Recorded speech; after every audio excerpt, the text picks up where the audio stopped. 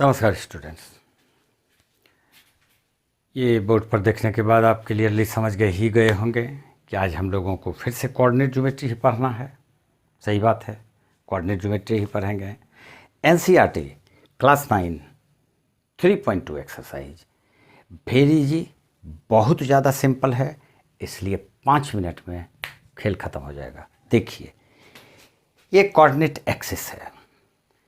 X coordinate X axis, Y axis ये origin कहलाएगा। हम लोगों ने डिस्कस किया कि किसी भी पॉइंट को किस तरह से हम लोकेट कर सकते हैं। कोई भी पॉइंट अगर कहीं पर है, मान लेते हैं एक पॉइंट यहाँ पर है, तो अगर इसका लोकेशन पूछता है तो हम लोग इस पॉइंट से एक्स एक्सिस पर एक परपेंडिकुलर डालेंगे और यहाँ से वाई एक्सिस पर परपेंडिकुलर डालेंगे। देख लेंगे उसका एक्स कोऑर्डिनेट क्या है, वाई कोऑर्डिनेट क्या है, that will be the location of that point. Cartesian plane, Cartesian plane बोलेंगे इसको, कोऑर्डिनेट प्लेन बोलेंगे इसको। ये कोऑर्डिनेट एक्सिस है, ये ओरिजिन है। इतना सा बात है। अब हम लोग चलते हैं एक्सरसाइज 3.2 पर। Exercise 3.2 question number 1, right the answer of each of the following question. जो क्वेश्चन दिया हुआ है उसका आंसर बताइए। What is the name of the horizontal and vertical lines. Horizontal line ये है, वर्टिकल लाइन ये है, तो उस हॉरिजॉन्टल और वर्टिकल लाइंस का नाम आपको लिखना है। तो हॉरिजॉन्टल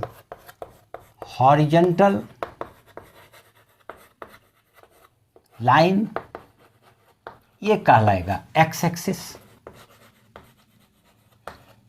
वर्टिकल लाइन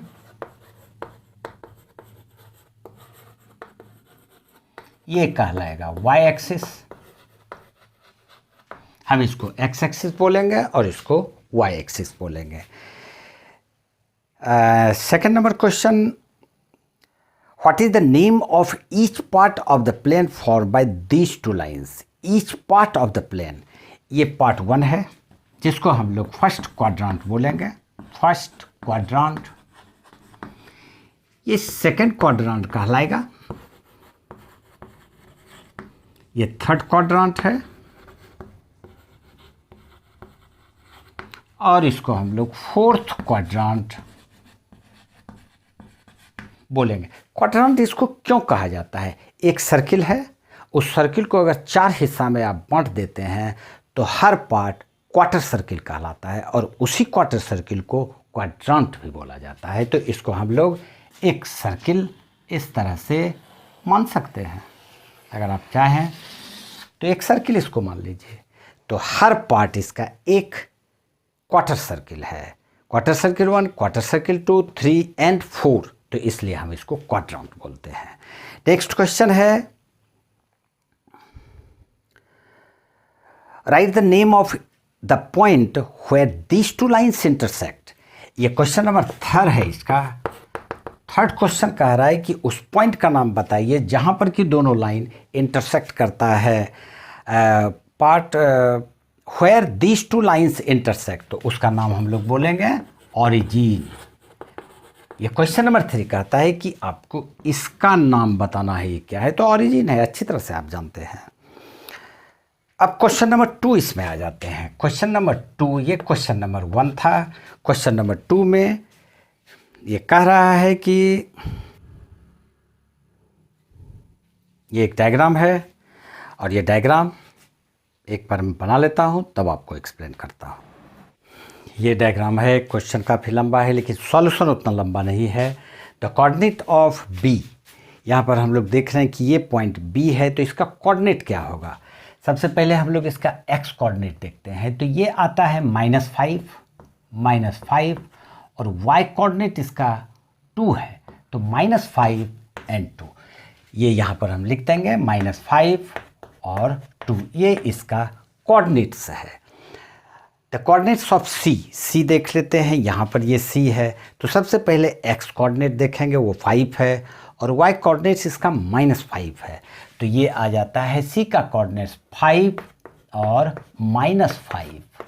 ठीक, अब उसके बाद द पॉइंट आइडेंटिफाइड बाय -3 यहाँ पर और -5 ये वाला, यानी वो पॉइंट एच होगा जो कि -3 और -5 है, -3 और -5, वो पॉइंट हमारा ये आइडेंटिफाई किया गया कि ये पॉइंट H होगा।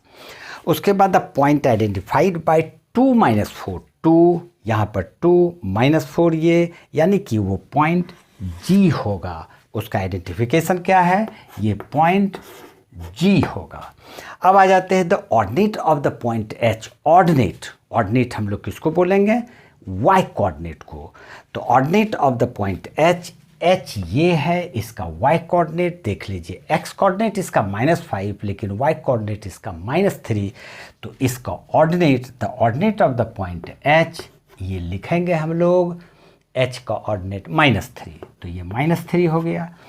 और उसके बाद the abscissa of D, abscissa मतलब x coordinate, abscissa of D यहाँ पर है, तो x कोऑर्डिनेट इसका 6 है, इसलिए इस पॉइंट का एब्सिसा इज इक्वल टू 6 लिख देंगे। तो यहाँ पर हम लोग आंसर लिखेंगे, इसका एब्सिसा 6 है। फिर लिखेंगे the coordinate of point M यहाँ पर है, तो ये पॉइंट का कोऑर्डिनेट हो जाएगा -3, लेकिन x एक्सिस पर है इसलिए y कोऑर्डिनेट उसका 0 होगा, तो ये लिख देंगे -3 और y कोऑर्डिनेट 0। ये है एक्सरसाइज 3.2 और उम्मीद है कि ये क्वेश्चन समझने में आपको ज़्यादा प्रॉब्लम नहीं आया होगा। ये क्वेश्चन ज़्यादा डिफिकल्ट था नहीं, इसको आप अच्छी तरह से समझ गए होंगे। हम लोग नेक्स्ट क्लास में इसके अगले एक्सरसाइज को देखेंगे। आज इतना सा ही। जय हिंद, जय भारत।